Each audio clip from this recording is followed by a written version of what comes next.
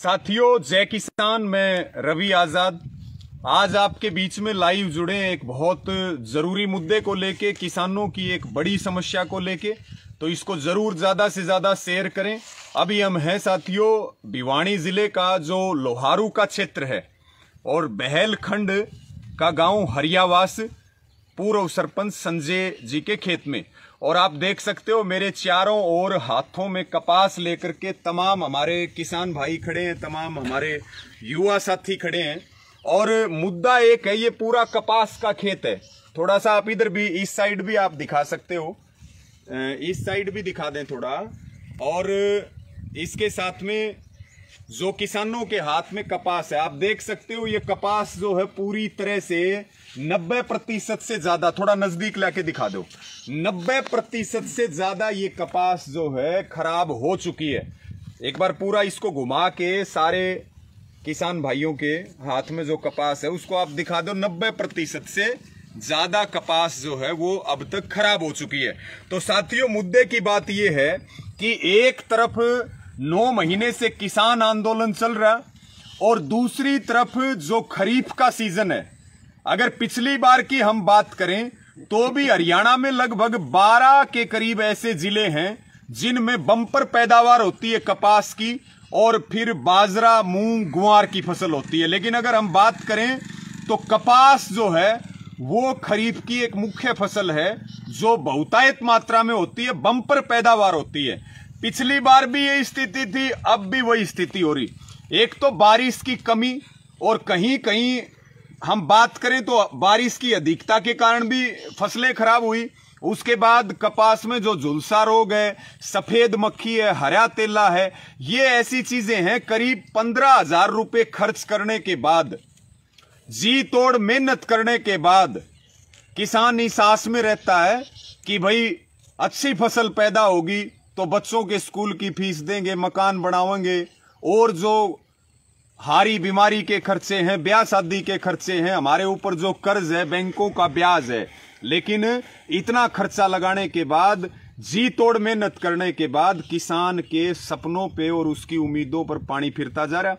और ये तो अब शुरुआत है। शुरुआत में हमने तमाम जगह देखा, फतेहाबाद में भी देखा, सिरसा में देखा, हिसार में देखा, जींद में देखा, भिवानी, दादरी, ये सारे जो जिलों, बहुत सारे खेतों में हम गए हैं आते जाते, एक जगह से दूसरी जगह। करीब करीब 30, 35, 40, 50% फसल खराब हो चुकी है। और अगले हफ्ते 10 दिन में ये 70, 75, 80, 90% तक खराब हो जाएगी। जिस खेत में हम खड़े हैं वहां तो अभी भी 80-90% कपास जो है वो बर्बाद हो चुकी है, और दूसरी खरीफ की फसलों का भी यही हाल है। लेकिन हैरानी की बात यह है कि इतना खर्चा लगाने के बाद और करीब करीब 1800 रुपए प्रीमियम बीमे का देने के बाद, ना तो कृषि विभाग इनको संभालने वाला है और ना इनको बीमा कंपनियां संभालने वाली हैं। पिछली बार आपको ध्यान है, अगर हम भिवानी जिले की बात करें, जब सारी हदें पार होगी तो हम 8 दिन तक दिन रात कृषि मंत्री जेपी दलाल के घर के सामने धरने पर बैठे, तब जाकर के स्पेशल गिरदावरी की चिट्ठी जारी हुई और किसानों को क्लेम मिला। मुआवजा तब भी नहीं मिल पाया क्योंकि उसके बाद आंदोलन शुरू हो चुका था, और हमारी लगातार आंदोलन में गिरफ्तारियां और दूसरी चीजों में लगातार हम व्यस्त रहे। इसलिए साथियों, मुद्दे की बात यह है कि अभी आप सारे, आपको खेत का नजारा भी हमने दिखाया, किसानों के हाथ में जो कपास जो है उसकी आप हालात देख चुके हो। लेकिन फिर भी कोई उम्मीद अब विशेष बची नहीं है। तो हमारा सीधा सा आज हम यहां आए हैं, और भी आंदोलन के साथ साथ तमाम जिलों में भी जाएंगे, गांव में भी जाएंगे। एक हफ्ते तक हम सरकार का इंतजार कर रहे हैं कि वो स्पेशल गिरदावरी की चिट्ठी जारी करे। जिन किसानों ने महंगा प्रीमियम दिया है उनका जो है, उनकी क्रॉप कटिंग हो, नहीं तो फिर आंदोलन होगा। केवल हमारे पास आंदोलन का रास्ता है, क्योंकि किसान कैसे अगली फसल की बुआई करेगा, चिंता की लकीरें उसके माथे में आप स्पष्ट रूप से देख सकते हो। सबसे बड़ा जो मुद्दा है, ये जेनेटिक मॉडिफाइड बीज हैं, और इनमें पहले से बीमारियां पैदा की जाती हैं।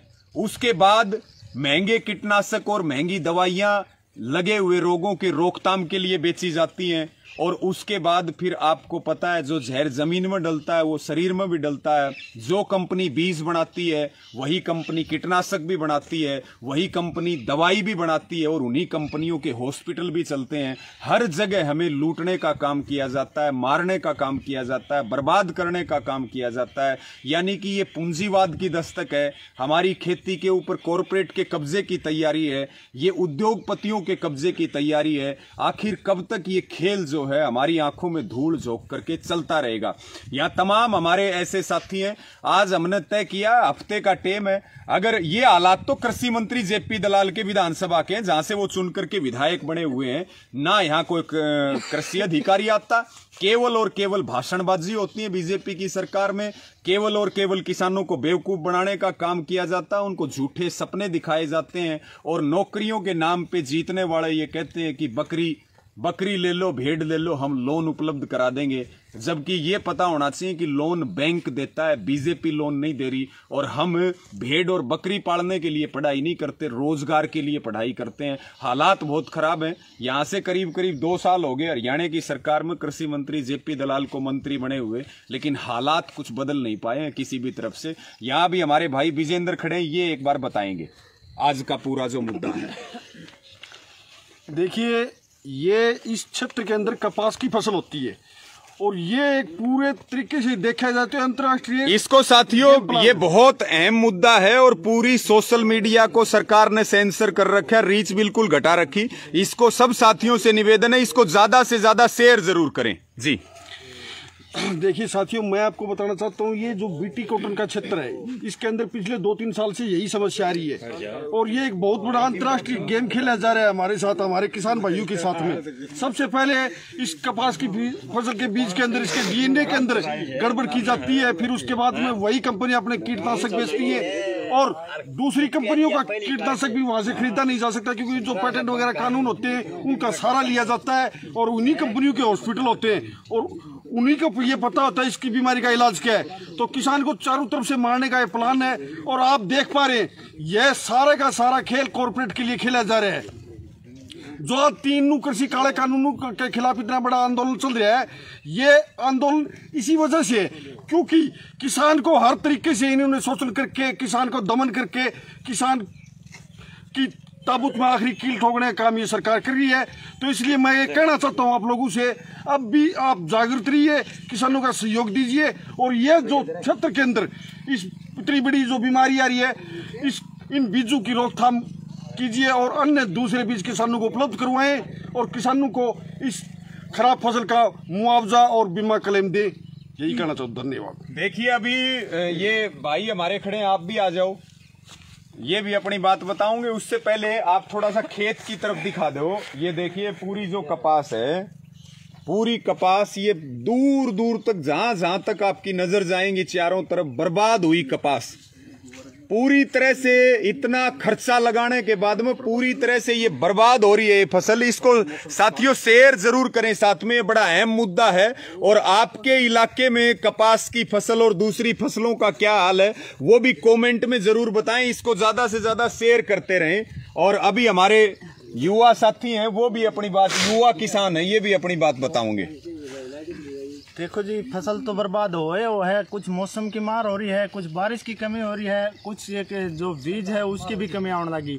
यही कपास जो है पीछे 4-5 साल पहले 30-35 मन प्रति एकड़ बनती थी, उसमें खर्चा भी कम लगता था। और वही कपास जो है अब ये मान लो आप 4 से 5 मन प्रति एकड़ बनती है, जिसमें खर्चा डबल हो चुका है। जहाँ पे 6,000 खर्चों में 35 मन कपास बनती थी, वहाँ पे अब 15,000 रुपये खर्चा करने के बाद भी हम 5 से 6 मन उससे ऊपर नहीं कर पा रहे हैं। इसमें कितनी भी महंगी दवाई डाल लो, स्प्रे कर लो, पहले नहीं तो इतनी दवाई डाली जाती थी, नहीं कोई स्प्रे होती थी। अब सफ़ेद मक्खी हरा तेला हो जाता है और झुलसा रोग हो जाता है, कुछ बारिश की वजह हो जाती है। तो इन तमाम चीज़ों की वजह से हम बहुत पीछे जा चुके हैं। अच्छा, दूसरी चीज़ ये है, हमारा प्रीमियम जो है वो 650 रुपये से बढ़ाकर अब करीबन 1700 रुपये ले जाया गया है, और उसके बाद भी हमें कोई क्लेम नहीं मिल रहा है इस पर। नहीं, इसकी चीज़ की कोई सुध लेने आता है यहाँ पे, जो कि अभी तो हम कृषि मंत्री के क्षेत्र से ही हैं। जो लुहारो हल्का है उसका मतलब हरियावास गाँव है बैलखंड का, ये उसमें भी कोई कृषि मंत्री के इस लोहारो हल्के में कोई सूद लेने नहीं आता है। इसके साथ बारिश की कमी होने की वजह से बाजरा और जो मूंग की फसल है वो भी काफ़ी तरह से खराब हो चुकी है। तो मैं तो यही कहना चाहता हूँ सरकार से निवेदन है कि स्पेशल जो गिरदावरी करवा के हमारी और ज़्यादा से ज़्यादा हमें क्लेम या बीमा दे करवाया जाए, यानी कि तुरंत क्लेम और तुरंत किसान को मुआवजा दिया जाए, नहीं तो फिर गुजारा नहीं हो सकता, फिर तो आत्महत्या का ही रास्ता है किसान के पास। और कोई भाई अपनी बात रखना चाहता है सरपंच साहब? और कोई रखना चाहो अपनी बात तो बताओ, यहाँ आके अपनी बात रख सकते हो।